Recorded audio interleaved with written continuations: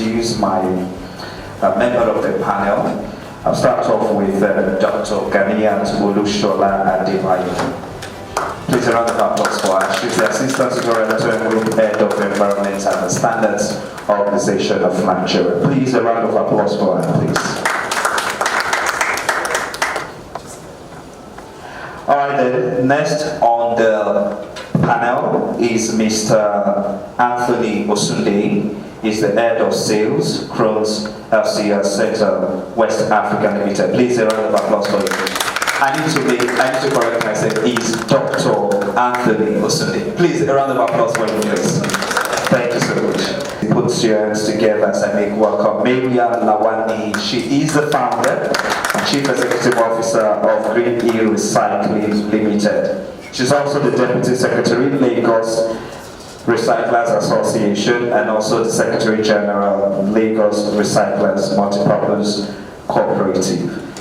A round of applause for her once again, please. Joining us on the panel session is Jane Mark Wika, who is the Chief Executive Officer in Country Cluster West Africa of the BASF. A round of applause for him, please. I'd like to add to this amazing panel another panelist. He is the SA to the Honorable Minister of State for Environment and Ecological Management, Federal Ministry of Environment. He's also the Executive President of the Lagos Recyclers Association. Please, can we put our hands together as I make welcome to this panel session, Dr. Femi Ido Adegoke. Please, a round of applause for him. You're welcome, sir. Thank you. So, gentlemen and ladies, good afternoon. It's a pleasure having you join me on this high-profile panel session. So we'll start off. I'll start off first with me asking questions, and after which we'll give this amazing audience and the participants the opportunity to also ask questions. So I'll start off my question with Mariam. Mariam, let's talk about recycling in Nigeria. Okay, how well do you think we are, if you are to assess the state at which Nigeria is going about recycling of waste, how well do you think we're fared so far? Okay, hi everyone. Good afternoon. My name is Mariam Lawani. I run Green Hill Recycling, a social enterprise here in Lagos, Nigeria, that addresses poverty, unemployment, and climate change challenges using waste as a currency. So to your question, how well are we doing? Well, I think that would be in comparison to what now, or to where now, right? So in comparison to global standards now, so how far have we gone as a country? I think that we are on the right path, right? In terms of assessment, in terms of maybe numbers or percentages, I'm not quite sure what exact percentage to give, but I know that recycling is catching up more than it used to be.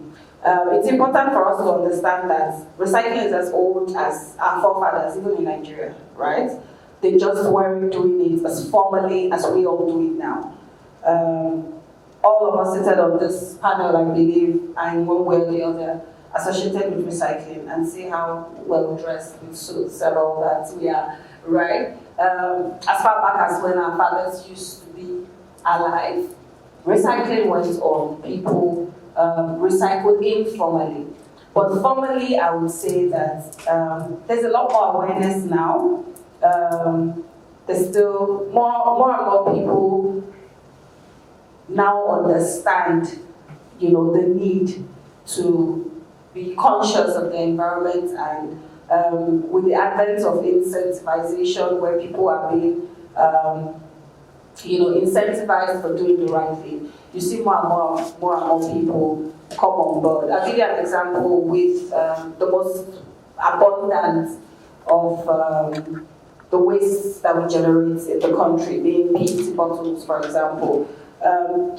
It's like I was having a conversation with my friend, and it's almost like on a daily, the value increases astronomically, like every single day, because more and more people have begun to identify that there's some value in this waste material, and all of a sudden it's almost now scarce. Now it's almost like price war now, you know, and so you see more and more people understanding that there is a need for them to recycle, and how that adds on to the entire process of, you know, sustainability or mitigating climate change. If we compare to other maybe African countries, for example, that are more, I could take Rwanda for example as a case study. I would say perhaps they have more policies that drive their own processes, that are implemented policies that drive their processes, that make it seem as if they're doing better than we are here. We still have the formal, informal, there's still a break in the system, there's still some irregularities here and there, but I think the awareness is catching on more than it used to be. All right, thank you so much for that insight. Now, I want to shift my focus now to Anthony. And Anthony, I need you to give us more insight, because I strongly believe that when we're talking about recycling or we're talking about packaging, we need to look at it from the point of view of the production now. And let me use, for example, an MSMEs going into food production or food packaging, for example. Now, most of these producers or these manufacturers are not looking at the end results, the after products. So when you get your food or your material being packaged, we're not looking at what happened next after that packaging material is being used. So I'm throwing this question to you now. Are manufacturers of this packaging material, what kind of, let me put it this way now, what kind of focus are you putting in place to ensure that in your packaging material you're also bringing environmental consciousness into it, so that by the time the end users make use of it, they can be easily disposed and they will not have issues of climate change as we're having now in the country? If you're stuck at that. Sure, I think it's a good question. And it begins in R&D. It begins in R&D in the way that we design. But the mere fact that we're here, and we were here last year, and we have not just an R&D idea, but an actual product that can be used to recycle in bulk, because it's not just enough to do it on a small scale. So we've got customers all over the world that are doing up to 9 tons per hour output. So you can imagine we're talking 40,000-60,000 tons a year. So developing an idea, the technology, installing it, building references, we now know that technology is not the bottleneck. It's everything else that we've talked about. So you can't look at it in isolation, at least from a technology, as a technology provider, not only creating the technology, but backing it with local support regionally. And that's now making it easy. I mean, we have financing options. We talked about all of these things that will help and facilitate these opportunities to come on board, to come alive. We're prepared and ready to support several installations, and not just from a CapEx side, but total life cycle. So that's all we can do from a technology provider perspective, and I think the manufacturers are also keen to tap into it, because often they're already doing it in other countries. So it's not something new or strange to them. So the environment, shall I say, is rich for other things to happen now when it comes to the standards are being set, again, from the government side.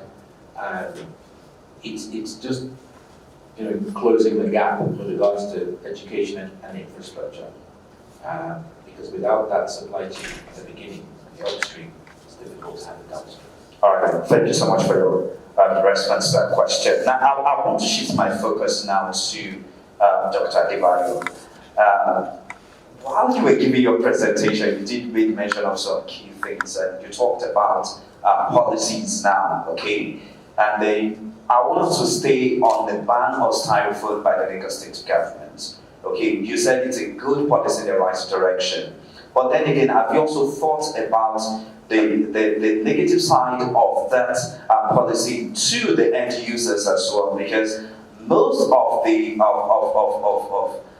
local food sellers that hawk food on the roads, okay, use the styrofoam to package their meals, all right? And then an average Nigerian, going by current economic situation, and cannot afford to buy food on the roadside with the amount this food seller actually sells those plates and those packaging materials. So if we are to go ahead with the ban on styrofoam, what other measures do you think, other measures now do you think that government, not government now, what other measures do you think manufacturers should be putting out in place in replacement to styrofoam? Thank you very much for the question. Anyway, I was not one of those that made that policy. It's just an example. Okay, very true. It was Lagos State. You know, I just give an example that, for example, Lagos State, there was a ban on the use of styrofoam because you have to consider the side effect, the negative side effects, before you start talking about maybe the economic effects. Let's talk about the health issues that may arise when you use the styrofoam to package your food products. I think we should educate the public more on that. Because you can even go local, you know, you can decide to put your food in the leaves, you know, these are the leaves that we use in the olden days. You can decide to put your food in there instead of using the styrofoam. It's cheaper than using the styrofoam. There are other things that are cheaper to use than the styrofoam. We want some plastics, some plastic materials. There are some from PET, from polypropylene, that are well produced, that can be used instead of styrofoam. Styrofoam is not recyclable. So I mean, it's causing menace. It's causing, if you go to Vanille somewhere, you know, some parts of Lagos, you see styrofoam all over the place, inside the drainages, you know. So I don't think, I think it's a good policy. It's a good one, and I support it. All right, now, please pass the mic. All right, then. Thank you so much for that. So please pass the mic to Peter. Peter, I need you to just give us more insights to packaging design now. Let's talk about how can we balance the need for attractive packaging with sustainable materials? Good question. To be honest, I cannot answer because on the one side, we have the possibilities, or the industry has the possibility to look into the design for recycling, to go one step further than that. Look at the Fanta bottle, or the Sprite bottle. The Sprite bottle, they changed, for example, the color. Looking back to many, many years in Japan, the policy is like this: there is only clear PET available. If companies want to make a decoration or whatever, they have to sleeve these bottles. So no green, no brown, no other colors of bottles are allowed there because of recycling. And that's the change my colleague was talking about. It has to come from the people, it has to come from the government, which is not by punishing people. It must come by incentives. And only this way is the way forward, I would say, to reduce the waste in your rivers, your drains, wherever. And that's all over Africa, it's all over mainly Southeast Asia as well. Where I'm also dealing with. So, the real answer to your question, I cannot give you the real feedback on that. I'm sorry. All right, Anthony, we want to help you out with that. It's just to add to what Peter says. What does it look like from our perspective? In the future, we see that PET bottles might have things like laser printed labels, and we're looking in that direction, so that it might say on packaging labels, paper labels in that direction. So your beautification comes from that kind of technology. So it's still being looked at, but otherwise it is a complex question and a complex answer, as Peter said. Just one thing. There are initiatives out there to make it better for recycling companies to identify the different kind of materials. Okay. So I think about different kind of, what is it?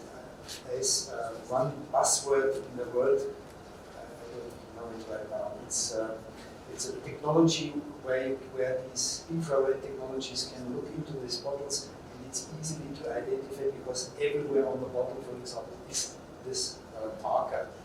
And that might be forced in the future everywhere, but I suspect that this comes first in industrialized countries, maybe later on countries somewhere. All right, thank you so much for that insight. Thank you. So let's come to Mark now. Mark, so I'm really concerned about. So over time, I've heard that I'll speak for small-scale manufacturers in Nigeria now. So over time, I've heard that when they package their products, they are being rejected outside the country. Okay, and the complaint has always been poor packaging. So if you have to speak to that, how well do you think MSMEs in the manufacturing sector can package their products very well, that will be globally competitive and viable? It's even a more difficult question. Well, there are three big issues. No, true. Well, then I want to go back. I'm not evading your question. I go back to Okay. because on two lines, because we do recycle styrofoam, and there are still lively discussions around the topic. And one of the biggest issues we have is the fact that styrofoam is colored. Yes, it's a massive issue for the environment. Ban is a nuclear weapon, but we have no choice. We need to ban it because we can't deal with it any longer. But a very simple thing would have been to just ban the color in styrofoam, make it white. The one that we recycle, that is a combination of pink, yellow, and green, end up with a horrible color, which is just killing the cost of the recycling. So there are lots of simple things that we can do that will help just creating even more value locally to pull the value chain together. And on the topic of quality, I'm not so sure I'm the right person, but Nigeria has everything to make it right. I don't see why, except cold chain. Cold chain is probably the biggest issue to move produce within Nigeria and then consider exporting. We can have the best packaging in the world that will not have people have cold chain. Now, there are technologies that are not being used today as much as they could in order to enhance, for example, the shelf life of some. I mean, we're looking in the frozen sausage industry. We're currently piloting combos of polyamide that may help tackling the shelf life. That would definitely help from a food security perspective here, but also could help meeting standards for export. So the technologies are available, but the problem is one, accessibility. Can you access the technology and the know-how easy enough? And two, it's affordability. Because the more you go for enhanced packaging, the more cost goes up. And then you need to make sure you don't outprice your product with unnecessary qualities. Thank you so much. So I'll need Ganiya to just shed more light to that. Why most Nigerian MSMEs products rejected globally in terms of packaging? If you have to speak to that, what do you think they can actually do right? Okay, from a regulator perspective, what do you think they can do right in terms of their packaging? Like I was talking about the standard for RPET. In any standard, packaging and labeling is always the last part of the standard, and you have to comply with it. So I don't even see any product going outside Nigeria and it's not well packed. As long as packaging is part of the standard and that product has satisfied the necessary requirements of the standard, it should be accepted globally. So that's the only thing I can say. I don't know about. We've not had such cases. We've not had such cases of products going outside Nigeria without being well packed. That means maybe it was smuggled out or something. It didn't go through the right channel, perhaps. Okay. Because packaging is part of standardization, and you have to pass that before you can go out of the country. So Anthony, if you have to speak to that, what would you say differently? I wouldn't wouldn't say anything differently, because to say something differently would say that there are ways to get by the standards.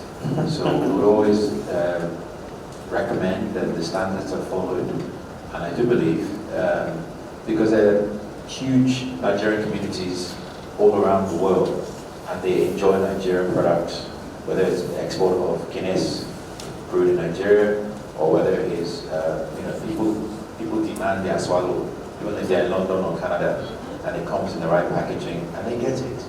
So I think that if the standards are followed, it's simply reality, because they do enjoy Nigerian food. Nigeria is not the only place you enjoy Nigerian food. So it might be just specific cases that have skipped through the net. All right. Thank you so much, then. So please, if you have your questions, I will need you to just get them ready. And then after some questions from me here, we'll be opening the floor for you to ask this amazing panel your questions. So we'll continue with our conversation. Now, I'd like to just get Dr. Femi, who just joined us briefly. Let's get your thoughts on the ban of styrofoam by the Lagos State government. Speaking from the federal government now, from the national perspective now. Okay, thank you very much. The banning of styrofoam by Lagos State government, yeah, it's a welcome development, but I think the implementation, this is me speaking as a recycler now, not as the SA to the Honorable Minister of State. So I'm speaking from my own experience and my own knowledge. It's a knee-jerk reaction, and it wasn't probably thought through, and that's coming from the fact that NESREA has a new policy that was developed last year that stated categorically a phase down, as in periodical phase down of single-use plastic. Because in as much as we talk about, yes, environment is key, but people's economy as well is key.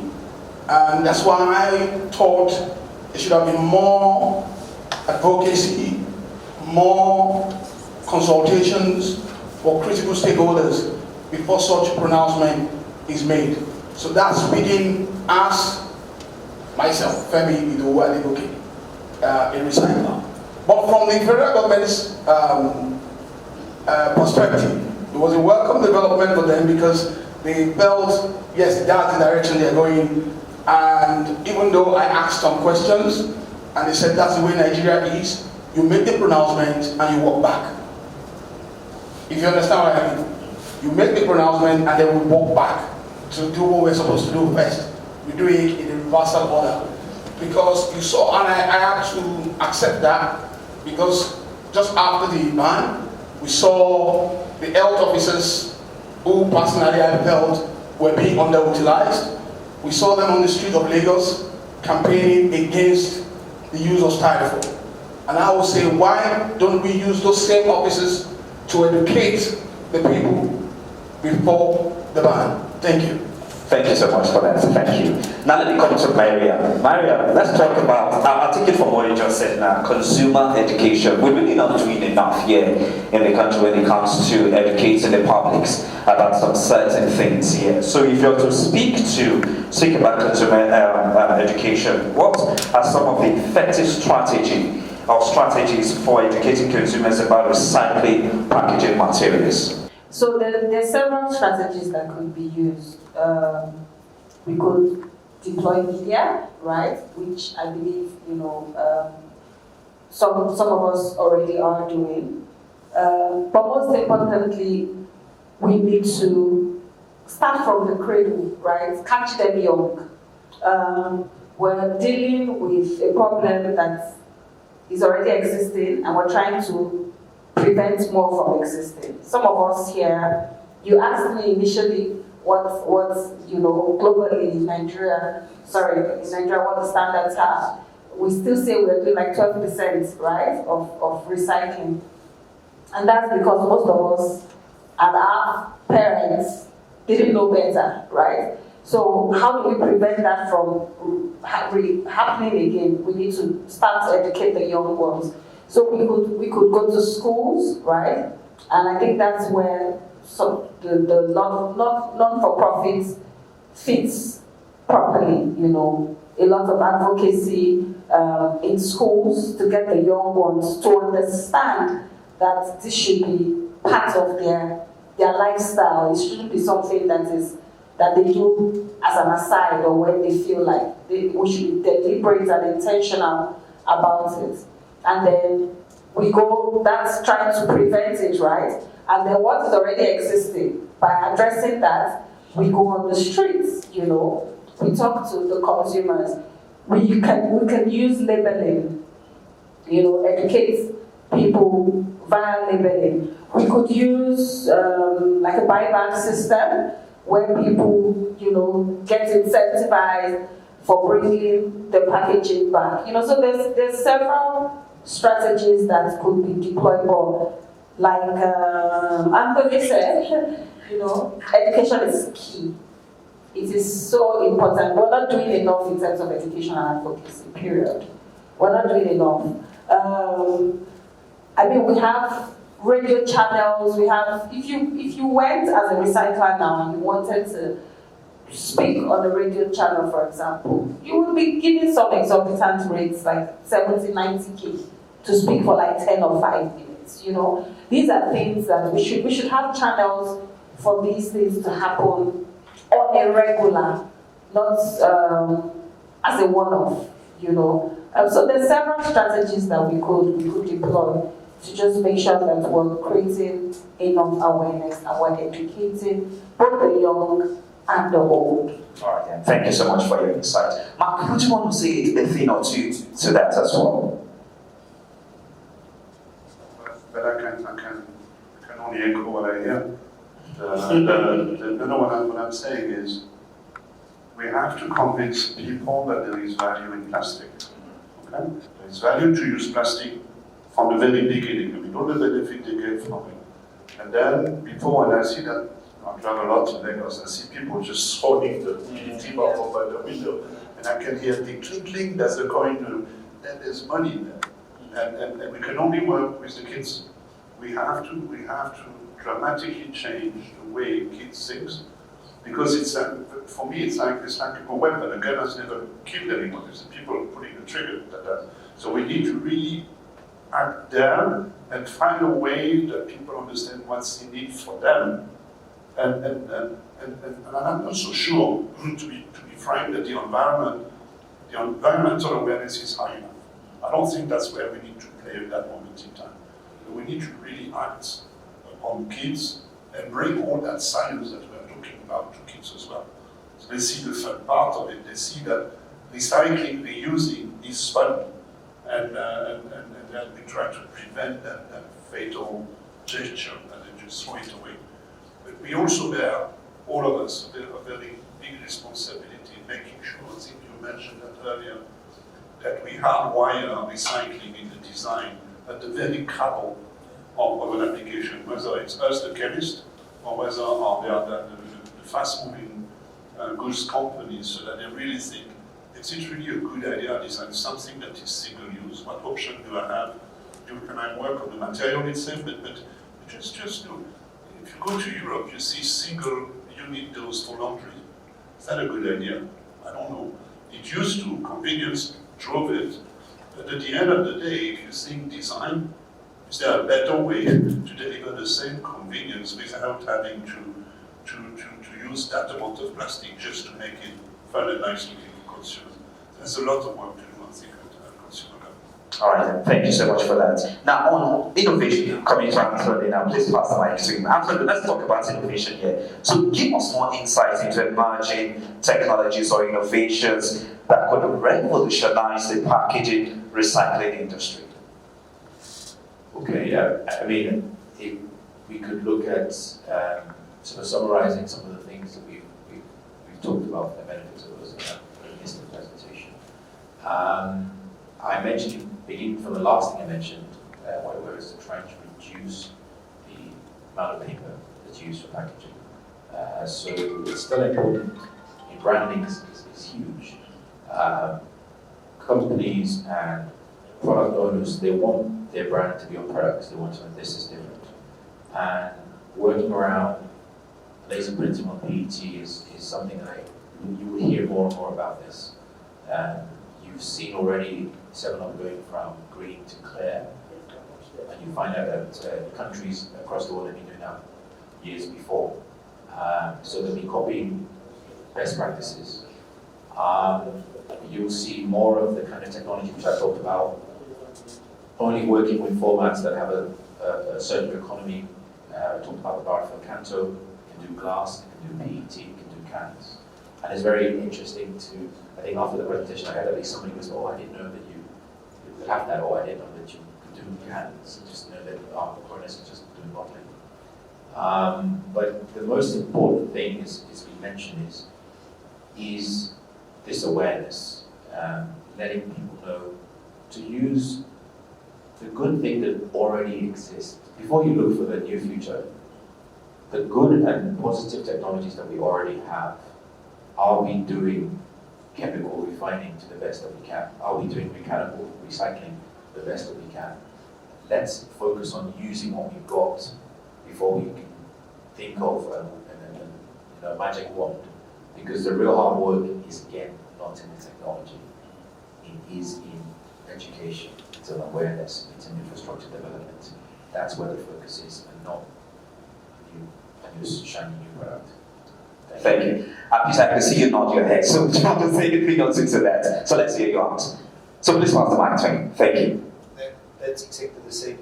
So we are, I would say, all of us, we are scratching on the surface. That means everybody tries his best to do a good recycling. We, from Krones, we do mainly the mechanical recycling. Of course, there is another chemical recycling. I would say it's still, there are still a lot of opportunities there. I'm looking forward 5, maybe 10 years in the future. I think that maybe at that time, when it is not so energy intensive anymore, when they have found any kind of whatever things what we have not found yet so far. If this is the case, then it might be that the chemical recycling is way above the mechanical recycling. But as it is right now, all of them, if it is chemical or mechanical recycling, they need a good wash material to process then in other steps. And that's good for us because we can offer quite good washing solutions on that. Nevertheless, the future will show how we proceed and where we go. And I think I speak for all of us. Everybody wants to reduce the waste by, on the one hand, going from the very beginning, bringing the material into the market, and then trying to get an organized collection of that material in good streams and good ways. And if this is the case, then we are on a good way. But people are, how to say, some of them are nice people, some of them not. Some of them put it into the plastic bin, others just throw it out of the window. As Jean-Marc just mentioned, he will never, ever change that. Only over a very, very long time. That's my opinion. So that seems to be a cultural thing. Now I'll meet Mr. Dr. Adibuke to address that. What's the Ministry of Environment doing now from the national level that's going to strip down to the sub-national level to bring about a change of our culture when it comes to disposable waste? Okay, thank you very much. First of all, let me say, the challenge we have is not the plastic itself. It's not the packaging. It is a waste management problem. And as we know that in the Nigerian Constitution, environmental issues are on concurrent list. That means the federal can legislate, the state can legislate, and the local government can legislate. It's not a bad thing in itself, because at the federal level, you come up with the policies, with the regulation, and it should be cascaded down to the sub-nationals.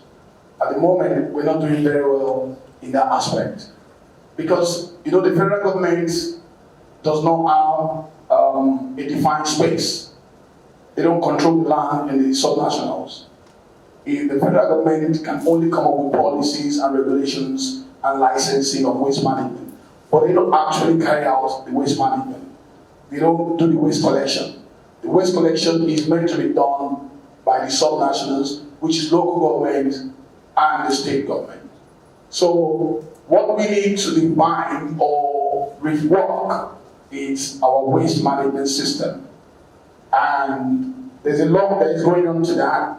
We have policies that have come up, even for the municipal solid waste management in 2020. We have the 2022 plastic waste policy, but the challenge is implementation at the subnationals. And that's why, because some subnationals are acting progressively, taking what the federal government is done and domiciling it in the state like Lagos State are. But some other states are not doing that. So we have that challenge. So like I said, there has to be a mindset shift to attitudinal and behavioral change. There has to be a mindset shift. And in as much as we're doing that also, we must look at the manufacturers.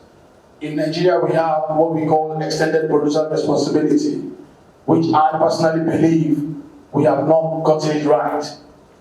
Yes, it's work in progress, but we need to do more with our extended producer responsibility, and that responsibility has to start from their design. From the designing process, we all know that people are always reluctant to change. When you're telling people don't throw your waste out of the window and all that, we need to make them understand that your waste is your resource. In as much as we have the population, like Lagos is almost 22 million people. And if you imagine the amount of post-consumer packaging materials that Lagos generates. So we need to do more in changing people's behavior. And as we're doing that, as a nation, we must also look at the manufacturers to take responsibility for the life cycle of their products, and also let them begin to design recyclable, practically recyclable and recoverable materials. Personally, as an environmentalist, I frown against certain things like, okay, for example now, you have a product that you're giving to people, like exercise book. Why are you packaging it in a cellophane paper? There's no need for that. Because to recover those cellophane is a lot of challenge. And those are the ones that ends up in our ocean as plastic pollutions. So some things should be designed out. The PET bottles are very durable, they're usable, we can recover that, and we can recycle that. And it has to be mandatory to the manufacturers. Certain percentage of RPET has to go back. We give them a period, maybe in the next 2 years, for people to prepare. So this is what I pay governments across the level, from the federal government to state and local government, has a role to play in all of what we're saying, because the challenge is actually a waste management challenge, not plastic. Thank you. All right, thank you so much. Now, so before I continue with my questions, I'd like to make the floor open. If you have any questions you want to ask this amazing panel members, so please just signify by raising up your hand, please. Okay, can I have any other person? Okay, I have two. Where else is going? Okay, so while we're still waiting for others to consider if they want to ask their questions or not, we'll take those two questions before I continue my conversation here. So, sir, please, over to you now. Thank you. My name is Dr. Awal Pamanga. I work with Nigerian Maritime Administration and Safety Agency. My question is that I don't know what we're doing with regards to research and development. Do we have data actually? We're talking about this waste, talking about recycling. I've not heard whether R&D is very important because that will help us to plan. Do we have data? How much plastic is being consumed in Nigeria in a year, in a day? Do you have the capacity to manage it? So this is my question while we're looking at all this. Thank you. Thank you so much for your question, sir. Thank you. So I'm over to Anthony. Anthony, I'm going to use justice to that question. So please kindly pass the mic to Anthony. Hello, sir. All right. I think it's a great question. We offer a kind of a factory planning. That's the consultancy that comes normally at the beginning of any project. And this is probably where we would deliver this kind of intelligence for that particular client that might be looking for it. But I can just tell you, just roughly in terms of what we've been involved in over the last 20 years. 20 years ago, we had maybe 2 production lines. So again, with Cronus, we're both in the end of producing PET equipment that produces PET bottles for well-known customers. But we also, on the other end, recycling, having the technology for recycling. But we have around 150 lines between Nigeria and Ghana. Each line is doing something like 40,000 bottles per hour. 40,000 bottles per hour, average. We as a company, we have the capacity to produce 100,000 bottles per hour, but we only have 2 times 80,000 bottles per hour in Ghana. So that you can just imagine the amount of volume. So we know the volume is there to accommodate recycling plants, and quite a few recycling plants. And in terms of capacities of recycling plants, we would offer often into the market a 3 ton per hour output, and multiples of that. So we know from the problems that exist, from the amount of lines that we have in the market, having around maybe 40, 50, 60% of the market share. We know we've got 220 million people drinking 2 or 3 bottles a day because how many people drink municipal water? So we know the numbers are there, and we are ready to support. We have the infrastructure in place to support several recycling plants being built in every state. So that's more than enough for us to be able to be here and to continue to promote the technology and to say that we are willing and ready to support this side of the business. All right, then. Thank you so much. Mark, do you have anything else to say? Yeah. Well, maybe not a different opinion, but a different view. When you look at PET, it's 10%. Yeah, 90% we don't know. We did a mapping, waste out of Bodycamp, and what you find up the ladder at Takwa Bay, you only see PET. That's the only plastic that was able to survive. So I'm not saying you guys are the tip of the iceberg, no, because you really deserve the credit. But there's a tremendous amount of work which needs to be done for the rest. And that's what we are trying to contribute for finding options for plastic that today do not have any options of value. And there's a lot more which is to be done. I mean, water sachets is starting. EPS styrofoam is starting. At least the awareness is high.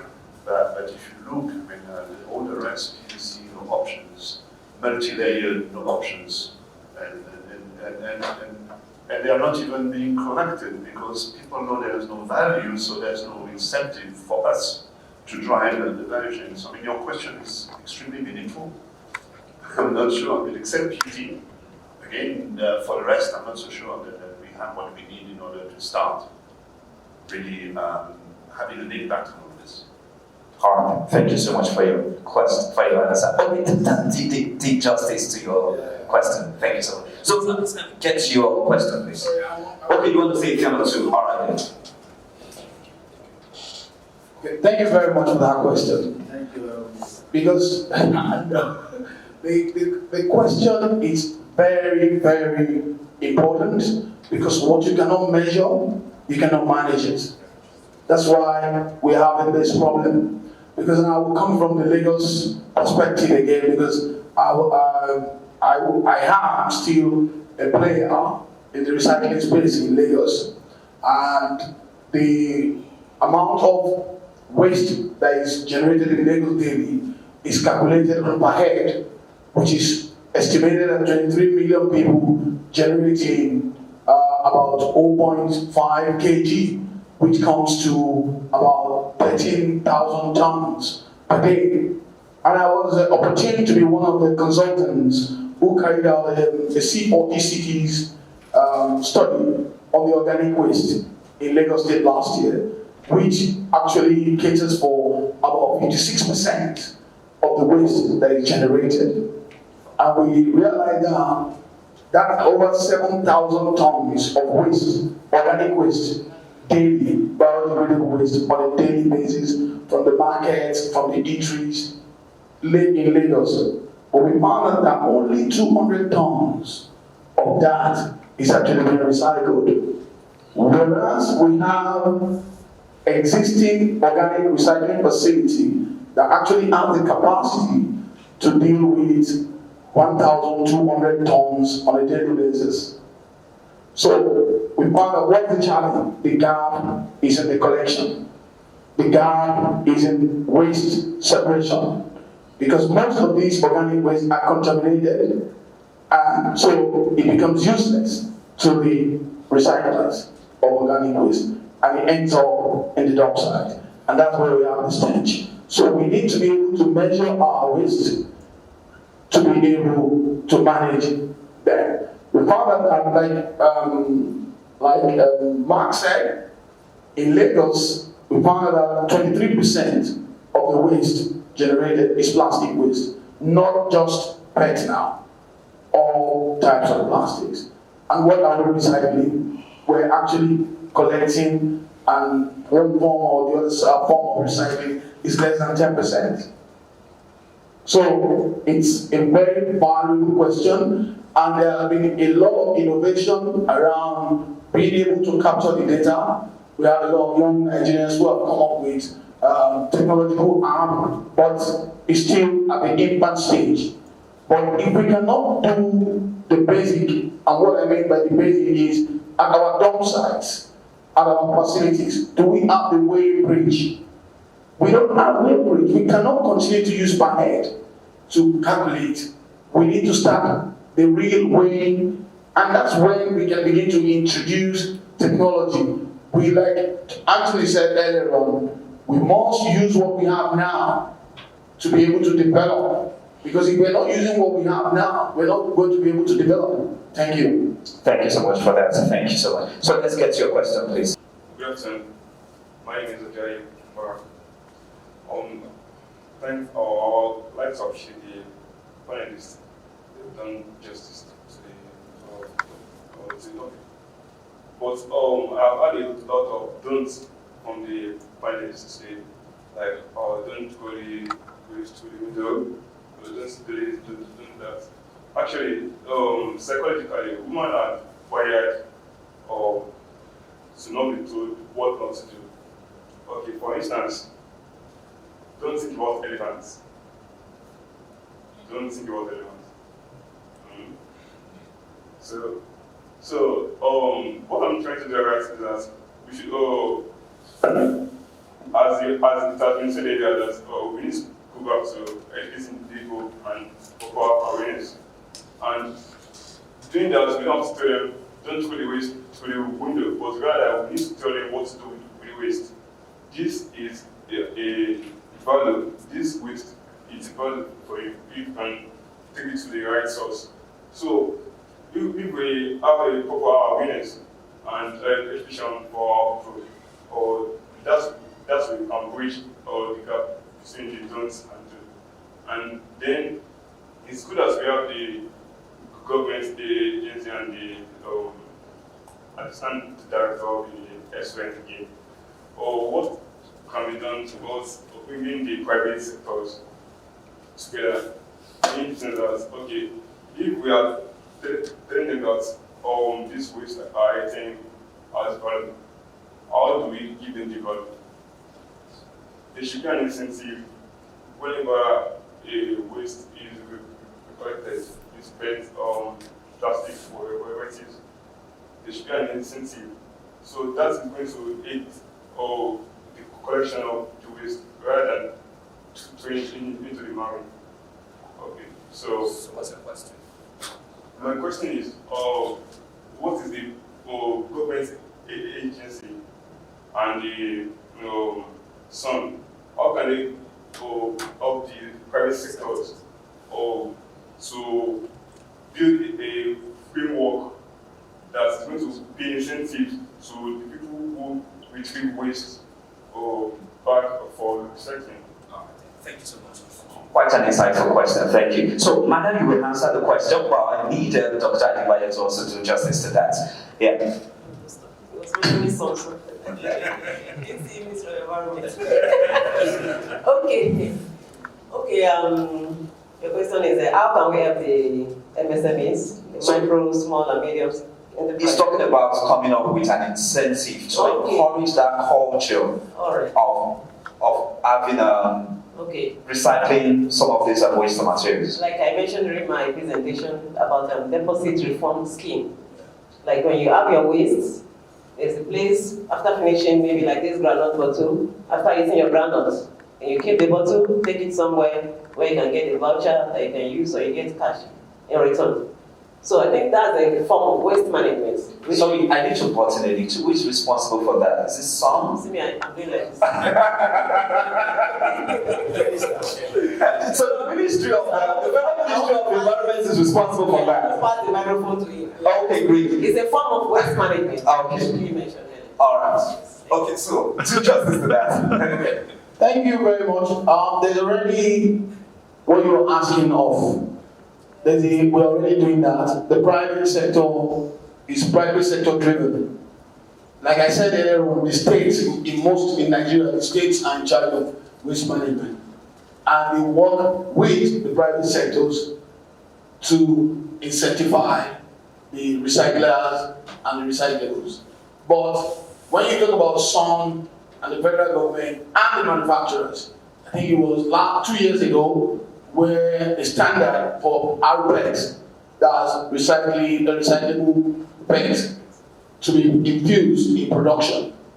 And that's where it started from. SON, all critical stakeholders, Federal Ministry of Environment, State Environment, even the MSMEs and the manufacturers of the PET. Everybody was there and then we had a standard. And I can tell you today, the value of it is gone up. The value of PET when it comes to recycling is gone up.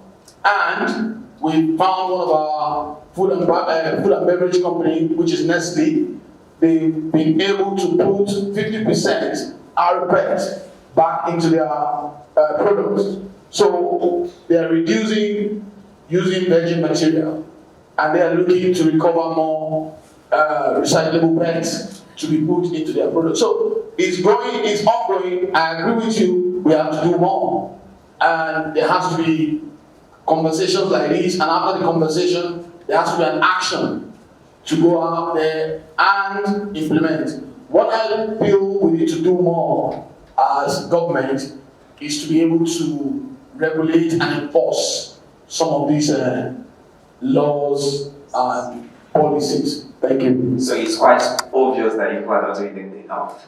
No, we're doing it at the minimal level. So there's always room to do more. I just give you an example of the success.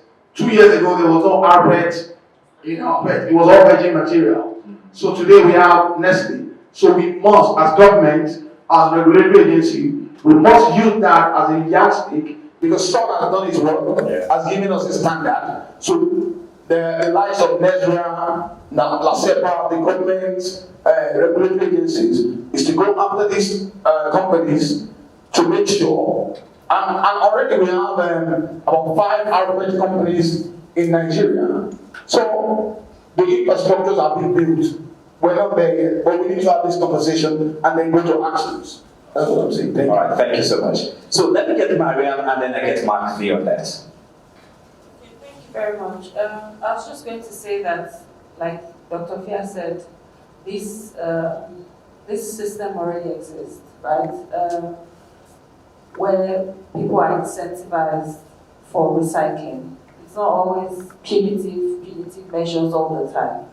And it's not just RPET. Green Hill, for example, collects water sachet, we collect different varieties of recyclable waste. Cartons, cans, PET bottles, water sachet, all different types of waste, right? And we actually pay you for your waste. We pay you for collecting your waste. But you see where I think that the government or even the producers should come in more is to provide support in terms of two things, advocacy and infrastructure. Recycling makes a lot of sense when it's convenient. A lot of times people don't recycle because they feel it's not convenient.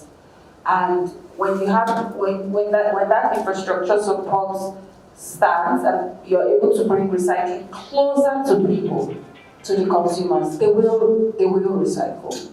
You know, so I think that's how the government can, you know, do more, and even the producers who are supposed to be responsible for the entire life cycle of the products can also do more through the APR, you know, which is not as effective as should be. So you have someone living in Lekki, for example, and is calling you on the mainland and asking you to come and pick up their waste, right? It's not sustainable. It's not sustainable for me as a recycler to do that. It's not cost effective. It's not. I can't. And I'll tell you straight up that I can't do that, right? But in the same vein, I'm encouraging you to recycle. So if we have that support in terms of infrastructure, and we have a lot more advocacy, because I mean, you don't know that this exists. And there are many more people like you out there who do not even know that the efforts that some of us are making exist, right? So that's just what I wanted to add. Thank you. Mark, do you want to say something? It's a very vibrant space. There are lots of activities, there are lots of ideas, there are lots of groups doing things, but I think what we're lacking is full collaboration. I don't see that, to be very honest. There are no formal networks where we get contacted, not every day, every week, by people having recycling problem. I mean, aluminium laminates. One plant, 10 tons per day. That's a huge amount of resource that would be available to recycle. And we have nobody to talk to. I think we have to really think on how do we get together. PT again, I mean, I'm not saying you guys are different, but you're very organized, you're very structured, you have a massive interest group pulling the entire thing together, so that's great, that's working. But for the rest, we're a bit stuck, and I think that there must be a way to find a better interaction, a better collaboration among us. And for us, it's really a call for collaboration. Thank you so much. So we're going to drop the question now from the audience. So I want to pick just one more last question before I wrap up with this panel session. Do I have anyone out there who wants to ask a question or questions? All right, so in the absence of that, I'm going to wrap up this session now with this final question let's talk a little about Madam Song. So let me give you this question. So from the policy and regulation perspective now, how can businesses navigate the complexities of recycling regulation in different regions or countries? So how can businesses navigate the complexities of recycling regulations in different regions? Well, complexity of standards. Yes. How can businesses achieve this? Yes. Okay. Well, when I was talking about, when I was doing my presentation, I made mention of some 7 sectors that are involved in standard development. There's a standard officer that prepares the draft. Then we call stakeholders, relevant stakeholders. We are talking about recycling, we call recyclers, we call people from the academia, we call the standard applicators, like people in the laboratories. You know, they are to, when we write the standard, we state some parameters that you check. So the people in the lab has to be part of the developers of the standards. So when you are talking about complexity, there's nothing complex about the standard. We make sure it's as simple as possible, so that anybody can implement whatever we have in the standard. So it is always very simple. There is no complexity in standard. As long as Nigerian Data Standard is concerned, there is no complexity. So any business, whether you're a nano business scale, whether you're micro, whether you're small or medium, it can be implemented by anyone. So before we wrap up, I will need each and every one of you to give me your parting words as we call it. Or if you want to say anything else to that. All right, then please go ahead. Okay, because the question you asked, the complexity around navigating across the country for recyclers. Yes. The truth is, we cannot work in silos, like Mark said. I believe recyclers in all regions must come together and then be able to understand the laws and the regulations.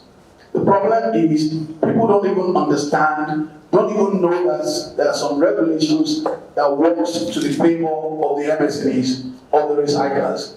So when you don't know you have a power, you can use it. For example, the EPR law, I'm an advocate of extended producer responsibility, but we've not gotten it right in Nigeria because the manufacturers see it as doing the recyclers a favor.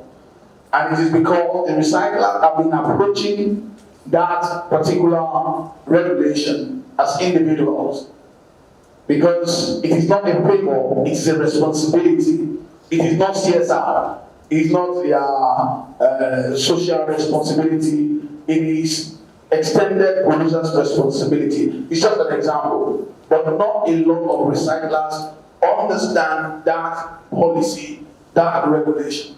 And because we do not understand that, we cannot even advocate for what is rightly ours. So that's what I wanted to add to what she said. All right, then, thank you so much for that insight. I want to believe we all had a wonderful time with this panel session, but before we go, I'll need you, starting with Dr. Adebuki, your parting words now as we wrap up this session. Okay. Thank you very much. My passing word will come from what I've said. The challenge is not the plastic. Plastic is a fantastic material. The challenge is waste management. And waste management is not one person's responsibility. It is it's everyone's responsibility. If you can generate the waste, it should be part of the management. Thank you. All right, over to the next speaker. Your parting words. Well, generation of the waste, Krones is at least one of the producers of that stuff. It ends up somewhere, that's clear. But I think some years back, in Germany or in Europe, the collection system was for PET, for the plastics, was developed and was in place, but it started very, very slow. It only took a couple of years. So you have to be patient also here. You cannot take the switch from one side to the other and then think everything works from day 1 to day 10. It's impossible. So be patient. You are on a good way, and I think the session was good. Thank you for inviting me. Thank you. So, Dr. Adebayo. Well, as a standard person, so I want to emphasize the commitment of SON in developing standards. So if you have any area, if there are any gray areas of the standard that you don't understand, please, there are complex areas. Please, you can get in touch with us. There are my contacts, my email address, and my phone number is there. And I want to also solicit for advocacy of this deposit return scheme, whereby when I finish drinking my Coca-Cola or anything, I can give it to somewhere, I get an incentive for that. So there should be an advocacy, there should be a sensitization, more of that to the public. Thank you. Thank you. Dr. Anthony. Just to add that plastic is a formidable product. The technology is not the bottleneck. And that for it to work, I do agree that the supply chain needs to come together.